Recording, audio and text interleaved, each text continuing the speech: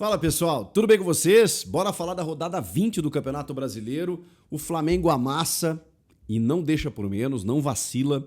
O Verdão encosta, o Cruzeiro ainda vai jogar e o Santos simplesmente é humilhado pelo Vasco como mandante em pleno Morumbis.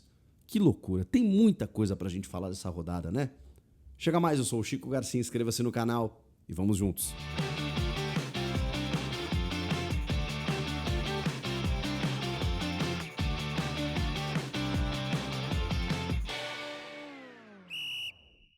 E rodada 20, Campeonato Brasileiro, muita coisa aconteceu, hein?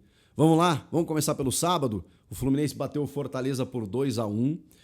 O Canóbio, o Cano fizeram os gols da equipe do Flu. E, cara, o Paulo Henrique Ganso foi titular nesse jogo.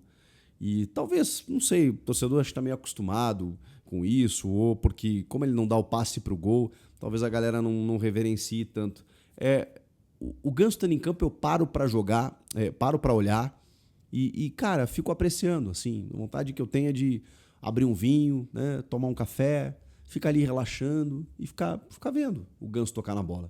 Porque é bonito, sabe? É um respiro plástico que a gente tem num futebol que às vezes é mais pragmático e tal. O Ganso, ele para o tempo ali, sabe? Ele respira o jogo, ele domina a bola, ele consegue um passe onde não tem, ele dá uma meia-lua meio que no alto, assim, para sair jogando desde a defesa. Uma coisa meio banal, assim.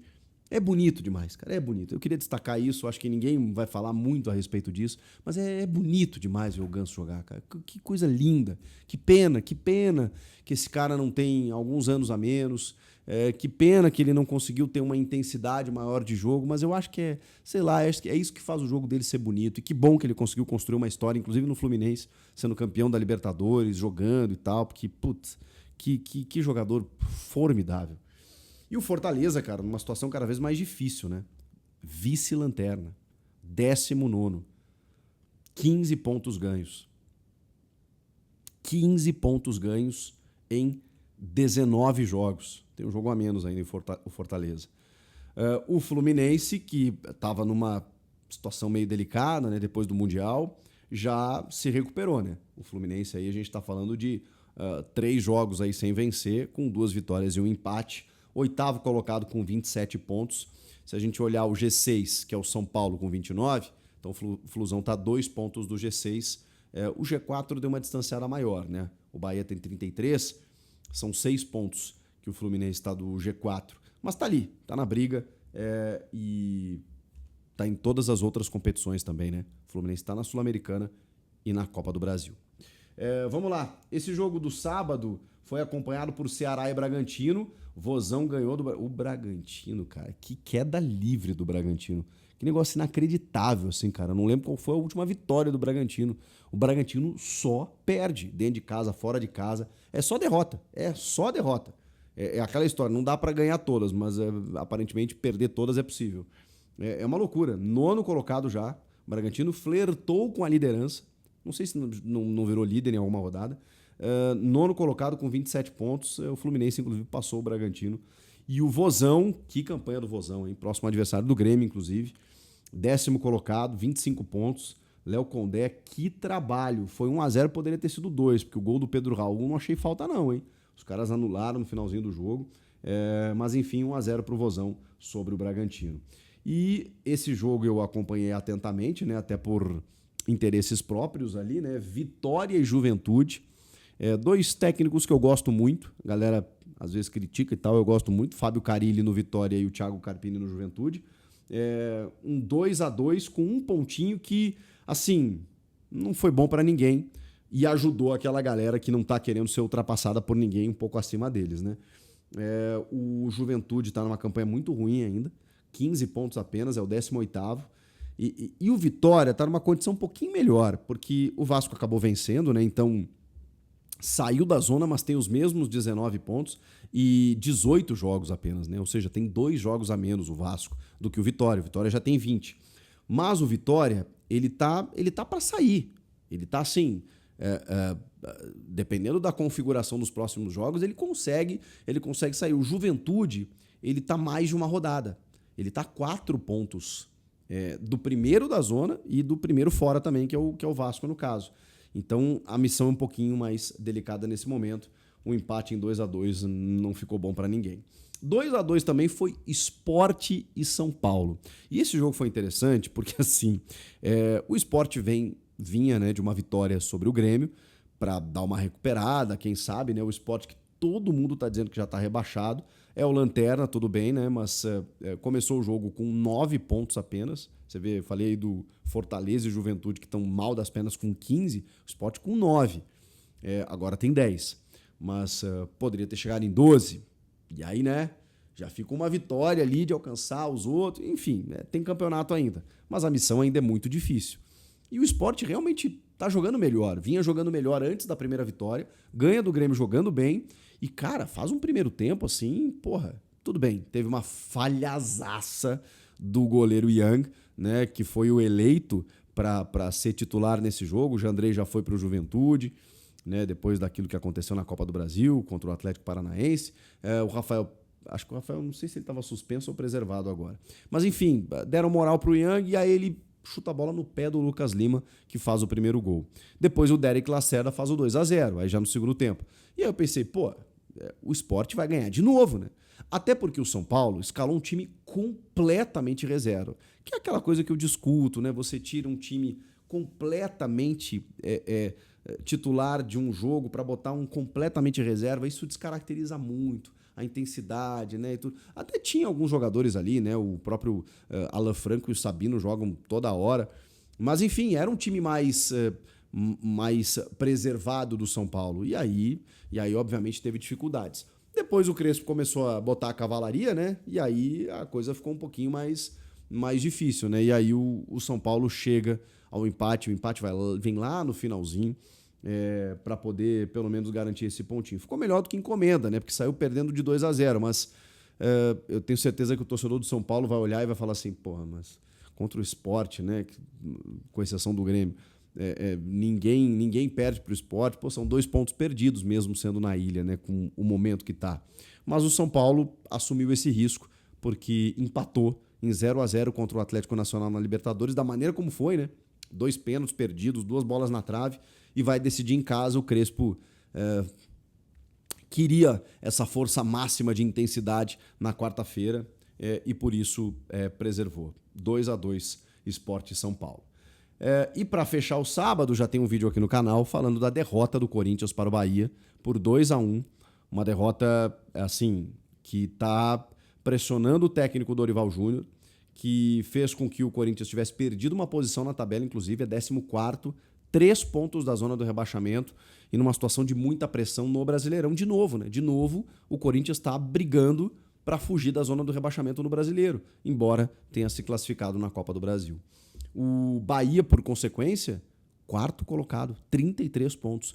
Tudo bem que o líder, que é o Flamengo com um jogo a menos, tem 43. Então, são 10 pontos de diferença do líder. Mas vamos lá, vamos falar do Bahia em vaga de Libertadores, em G4, acho que já é uma grande coisa, porque o pelotão da frente deu uma distanciada. Inclusive o Flamengo, né, que abriu 4 pontos. A gente vai falar do Flamengo ainda nesse vídeo e muito do Flamengo. E muito do Mengão. Mas assim, o jogo mais, talvez, impactante da rodada, quiçá do campeonato, foi Santos 0, Vasco 6. Gente, beira o inacreditável. É aquele meme assim, eu só acredito vendo, eu vendo, não acredito. É realmente inacreditável.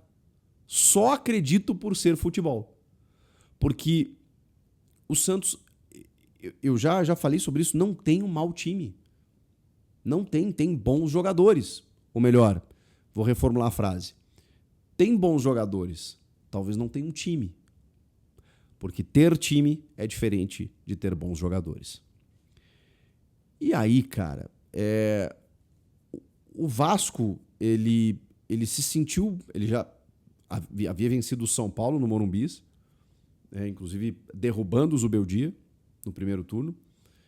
E agora vence o Santos, mas a maneira como foi um gol atrás do outro, golaços, Felipe Coutinho deitando, gol de voleio do David, gol de cavadinha do Felipe Coutinho, de pênalti do Ryan, mas assim, requintes de crueldade. Requintes de crueldade. Foi um atropelo, um negócio que poucas vezes a gente viu e vai ver. Pro Vasco, que estava enfrentando milhares de dificuldades. Há quanto tempo o Vasco não ganhava um jogo assim? Então, assim, o Santos, como mandante, levou a torcida para São Paulo, para o Morumbi, a galera, né, marcou presença e faz esse papelão. O Neymar, o Santos não conseguiu fazer um gol. 6-0. 6-0. Cara, 6-0 é para cair do presidente ao roupeiro. Com todo respeito ao roupeiro, né? Que não entra em campo, não faz nada. Mas, cara, tem que cair todo mundo. E caiu o Kleber Xavier, né? Caiu o treinador, porque, vamos lá, né? O Santos deu uma cartada assim muito difícil de você acertar. Às vezes acontece. Já vi muitos estreantes, interinos, que viraram técnicos sendo campeões, né? O Flamengo teve muitos ao longo da sua história, né? O Andrade, o Carlinhos, o Jaime de Almeida, no Corinthians o Eduardo Amorim. A gente teve alguns exemplos, né? Marcelo Rospides chegou a fazer bons trabalhos no Grêmio. Mas, cara, é muito difícil. Você pegar um cara que nunca foi técnico, sempre foi auxiliar. O Flamengo tentou com o Domenech Torrent, né, que até seguiu a carreira de técnico aí, mas tentou com o Domenech, auxiliar do Guardiola. Não é a mesma coisa. Não é. Achando que, sei lá, estaria ali uma... O Guardiola é a persona, é a figura, mais do que a questão tática, do que o conceito. Enfim, e o Kleber não é o Tite, né? E o Kleber tem que seguir a vida dele, tem que construir a carreira dele, mas no Santos, em crise, era um pouquinho mais difícil, né? Mesmo que os parceiros ali, o Fábio Masserejan e o Matheus Bach também fizessem parte da seleção brasileira, inclusive, recentemente. Mas não é a mesma coisa. Quando o Kleber Xavier tem que ser o cara a comandar tudo isso. E caiu, foi demitido, acho que tardiamente até. O Santos tinha esboçado uma recuperação, não necessariamente jogando bem, muito mais na individualidade do Neymar, que não apareceu, né? E o choro do Neymar, ele pode ser que ele represente muito mais do que uma mera derrota, que não tem nada de mera, né? Foi a pior derrota sofrida pelo Neymar na sua carreira. Ele nunca havia perdido de uma forma tão absurda. No 7-1 ele não estava, para quem não lembra. Mas talvez o choro do Neymar ele surgira mais. O Neymar teve muita dificuldade no jogo. Por várias maneiras. Pelo esquema que não funcionou, pelo Vasco estar numa rotação muito acima. Mas é uma pergunta que eu vou fazer. Porque eu não sou hater do Neymar, eu não fico perseguindo o Neymar, não sou nem 8 nem 80. Eu acho que o Neymar é importante desde que ele esteja bem. Tá? Ponto. Talvez o Neymar tenha encarado o jogo como um choque de realidade do tipo assim, caramba, eu achei que eu conseguiria. Eu achei que eu conseguiria carregar esse time nas costas, como em alguns jogos ele fez, tá? Achei que eu conseguiria levar esse time para uma condição melhor, para um título paulista. Achei que a gente não ia passar por isso comigo em campo, porque ele adora fazer um gol e vai parecer que eu sou hater, eu não sou hater, tá? Mas ele adora fazer um gol e dizer, eu tô aqui. Calma, eu tô aqui. Aquele gesto do Cristiano, né? Ele fala até de outra maneira, né? Eu tô aqui, pô, não sei o quê. Não tá resolvendo. Você tá aí, Neymar. Não tá. Porque o futebol ainda é coletivo. Então ele depende de uma engrenagem. Ele não consegue mais pegar a bola na linha intermediária defensiva, driblar todo mundo e entrar gol adentro, como ele fez muitas vezes na carreira, inclusive pelo Santos. Os tempos mudaram. O futebol mudou. E o Neymar mudou. Ele não consegue fisicamente, biologicamente mais fazer isso. Então ele tem que se adaptar. E ao se adaptar, ele percebe que ele não é mais dominante.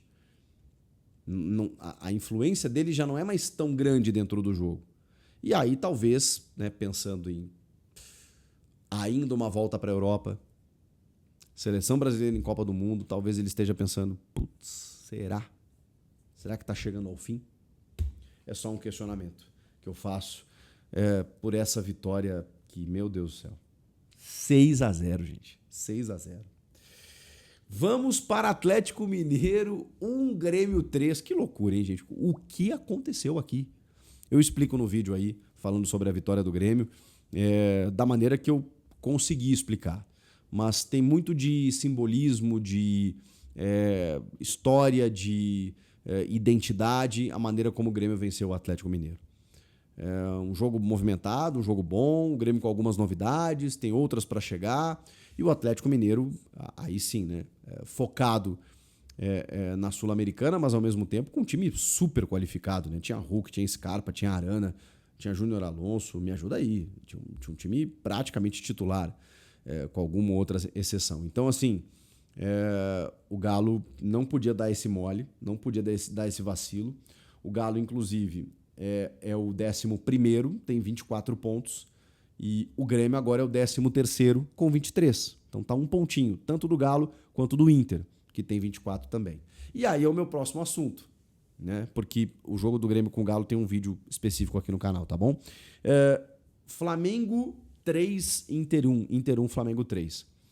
Gente, o Flamengo escalou titulares. Os dois vão se enfrentar pela Libertadores na quarta-feira. Se enfrentaram na quarta, no Maracanã, 1-0 Flamengo. E todo mundo naquela ideia. Ficou barato, ficou pouco, o Inter vai jogar no Beira-Rio, é só uma vantagem mínima. Olha o que aconteceu com o São Paulo e com o Atlético Paranaense na Copa do Brasil, aquela coisa toda. Tá bem, aí eles se enfrentam pelo Brasileiro. O Inter preserva o time todo. Acho que ele deixou o Aguirre só, que é um lateral direito, na lateral esquerda. E aí botou o Alan Benítez lá, que eu até gosto, viu? Na lateral direita. Dessa maneira, ele escalou, Borré e Valência. Ok que é time reserva, mas... teoricamente esses caras seriam titulares, mas não são, pelo momento. Mas enfim, escalou Borré, Valência, enfim, Bruno Henrique, a zaga, né, com o Cleiton Sampaio ali, com alguma dificuldade. O goleiro foi o Antony. Então, assim, ele sacou muita gente. E o Felipe Luiz, Arrascaeta e Pedro, Samuel Lino e Luiz Araújo. Olha esse quarteto ofensivo. Jorginho no meio. Sabe? Léo Pereira e Léo Ortiz na zaga. Varela de um lado, Ayrton Lucas do outro. É um timaço, né? E a maneira como o Flamengo jogou. Em 11 minutos estava 2-0, com 2 gols do Pedro. O Inter não viu a cor da bola. Mas não viu a cor da bola. Especialmente no primeiro tempo, que é o que o Flamengo tem feito, né? E a galera até critica que no segundo tempo tira o pé. Deu tempo de fazer mais um, porque aí ele bota o Gonçalo Plata no segundo tempo, que vai lá, o Inter colabora, ele num tabelamento, a bola se oferece, ele vem a intermediária completamente livre para ele vai avançando e chuta no canto para fazer o terceiro gol. E poderia ter sido muito mais, porque a partir dos 11 minutos, quando o Flamengo meio que constrói o resultado, né? A menos que o Inter fosse, enfim, tivesse uma reação ali, empatasse o jogo, fizesse um gol na sequência, que deixasse o resultado perigoso, nada disso aconteceu. O Flamengo controlou o jogo e treinou, e caminhou, e administrou, e passeou no Beira-Rio até os 90 minutos. Que vitória do líder do campeonato! Foi isso que o Felipe fez, valorizou a competição, mesmo sabendo que vai encarar esse mesmo Inter na quarta-feira. Mas o que ele pensa? Peraí, esses 2 jogos aqui, eu preciso dos 2. Então eu vou na minutagem aqui, ele tirou o Pedro cedo, começo do segundo tempo, para botar o Plata, e aí o Plata fez o terceiro. Ele foi dosando, mas ele tinha que ganhar esse jogo para garantir essa liderança. 43 pontos. Ele está a 10 pontos do G4, que tem 33, que é o Bahia, 10 pontos de diferença. Do vice, que é o Palmeiras, 39, 4 pontos. Só que o Flamengo tem um jogo a menos. Então, olha a importância dessa vitória sobre o Inter fora de casa. E o Cruzeiro, que tem 37, ainda joga nessa noite de segunda-feira contra o Mirassol fora de casa. Se vencer, vai a 40. O Flamengo tem 43. E repito, um jogo a menos? Não. Sim, porque o Cruzeiro vai jogar com o Mirassol, vai fazer o 20º, então ele vai ter um jogo a menos também. Então o Flamengo, cara, tá muito bem. Tá muito bem.